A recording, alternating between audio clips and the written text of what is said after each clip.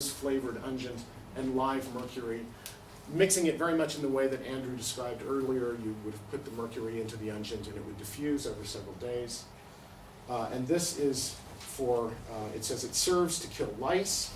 You apply it around the waist, and if the lice, around the waist if the lice are on the body, and if they're on the head, around your head. And then it just says, this is great. Literally it says, este ótimo. It's an excellent medicine. So I'm going to leave behind this particular document now and move on to my next one, which is 1799. Again, this is compiled in 1766. So it represents medicine from the first half of the 18th century and the end of the 17th century. These are recipes that would have been current generations before they were written down. And they would have been sort of standard medicine practices in various of the pharmacies that the Jesuits ran in every one of their major installations in Bahia, Rio de Janeiro, Recife, Macau, Goa. Those are the main ones that these are drawn from, and also back in Portugal. Thomas, how am I doing on time? Oh, you're perfectly fine. Another half an hour. Okay, good. So I just want to finish with then some extracts from this work, which is José Pinto de Azevedo. And he has a number of passages where he refers to the medicinal use of mercury in Angola. So this first one, he's talking about the use of mercury and opium. And Azevedo is kind of critical of the medical uses. By the end of the 18th century, he's beginning to have reservations about the dangers of applying mercury, but he continues to use it. So this is from the very early part of the book. And he says, "In no African illness did I work with so little success for so long as with tetanus. And in no other did I succeed in discovering a treatment as certain. My treatment has been put into practice by other physicians who have attested to its efficacy and speed. My students have confirmed no more patients have died of tetanus after they had been shown this method of treatment. The antidotes are not new remedies, they are mercury and opium. But I found necessary for the cure for the doses to be new and great. We are convinced that the ease with which we can now cure these outbreaks is a result of the large quantities of Peruvian bark, cinchona, that we administer to the patients because the doses applied before did not have the results and advantages that we have achieved." So what he's saying is, if he pushes the amount of cinchona and continues to use it with opium and mercury, that they get much better results for tetanus.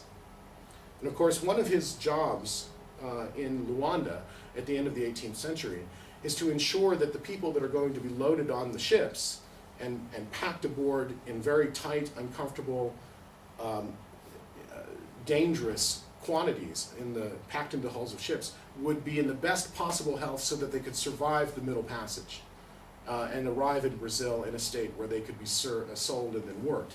So part of his work is working with captive slaves before transshipment, and he wants them to be, he wants to heal as many as he can after they've been marched out of the interior of Africa.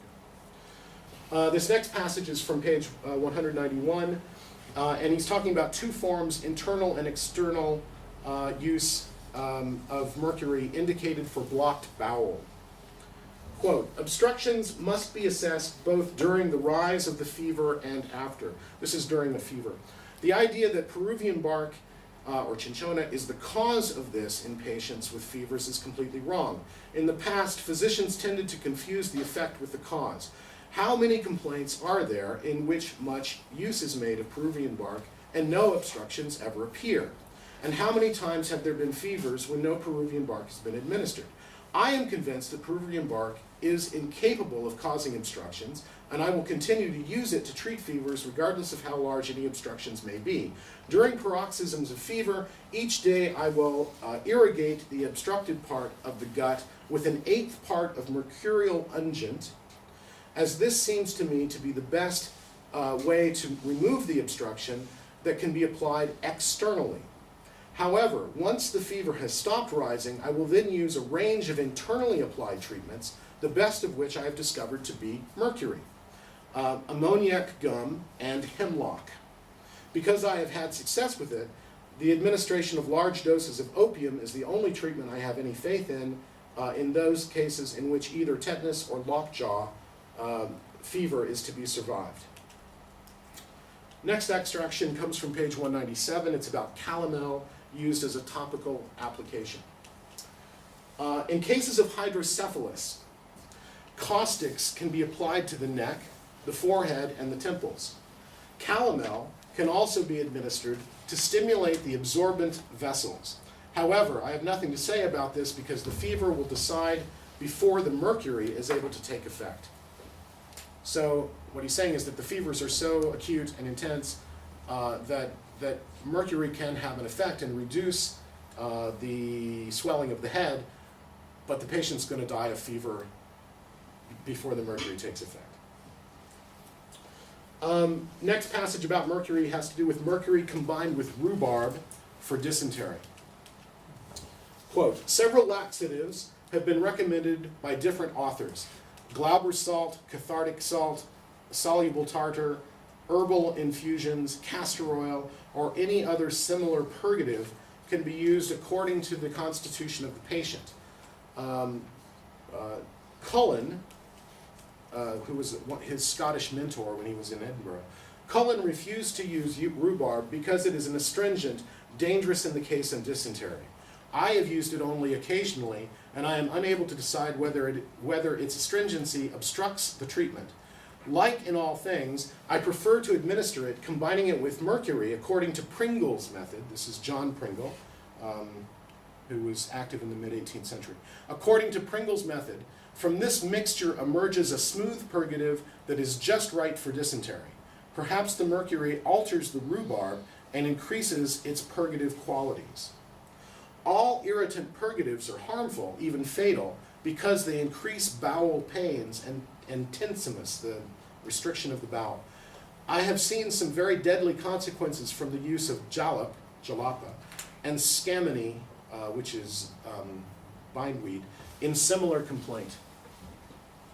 And the final one I'm going to read has to do with mercury rubs, external mercury rubs used for tetanus again, as an unguent.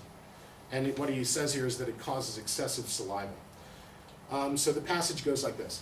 We must avoid bloodletting in these illnesses accompanied by weakness or for which such debility is a proximate cause. Tetanus is such an illness in which the life force is both weak and fading. As soon as the patient appears to have been struck by tetanus, I will have the back, neck, and especially the thighs rubbed with a mercurial unguent. I will follow this by making the patient drink a high dose of opium tincture to ensure that they have rest. If 6 hours pass during which the patient does not sleep, I will give them a double dose of opium, which will normally enable them to sleep for a few minutes. I could have used this last night. The next day, I will have their body rubbed again with the mercurial unguent, and in the morning, I will administer 100 drops of opium tincture, and the same again in the afternoon. I will repeat the application of the unguent on the third day, but with only half the dose of the previous day, and will continue to administer the same dosage of opium tincture. Tilism will appear during the course of the fourth day, which is when I will suspend the application of mercurial rubs. At this point, I will continue to administer opium in the morning and in the afternoon until the trismus has gone and the tongue is able to move. So the swollen tongue is a problem with, begins to be a problem with too much mercury. As soon as the violence of both of the spasms diminish, care should be taken to free the bowels, which will now respond to treatment. On this occasion, a purgative will help nature remove the spasm, while at the same time reducing the side effects of the mercury applied at the height of the illness. Some mistakenly believe that it takes days for the mercury to have an effect in the system. Their argument that the word here is P-T-Y-A-L-I-S-M, tilism, which I wasn't able to, does anyone know exactly what that means? I'm sorry, I didn't translate it for you. Tylism only presents some time after the application of the mercury does not prove it takes time to have an effect, but rather it shows that the dose is limited so that it does not produce saliva quickly. How often has a purgative containing mercury been administered only for us to find that the patient taking it with their tongue on the next day, their face swollen, their teeth shattered, and spitting a lot? Everything depends on the dose and on the disposition of nature.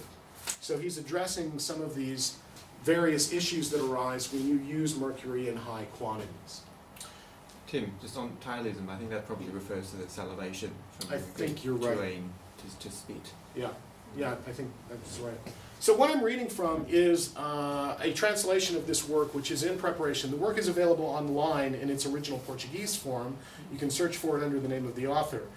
But next year we hope to bring out from my university an English language translation, which I'm working on the editing of, and so you've been the beneficiary of some of that early work. I think this is where I am going to say thank you and ask for your questions.